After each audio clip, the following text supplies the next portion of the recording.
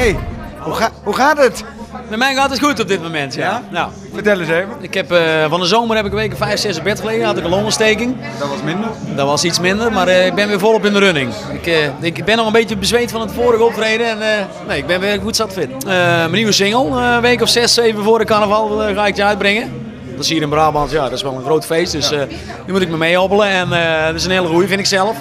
Dus ik ben er tevreden over en ik hoop dat je het net zo goed gaat doen als ik haar zie. Heel diep in mijn hart. En dan ben ik tevreden. En hoe gaat deze heten?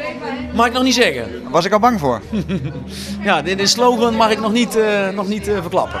En binnen nou een week of 6 zal mijn nieuwe DVD uitkomen. De verfilming van mijn laatste recente album. Wat een hele goede notering gehad heeft trouwens, weet je misschien wel. Nummer 5 in de top 100. Dus ik moet niet mopperen, ik zit goed in de running.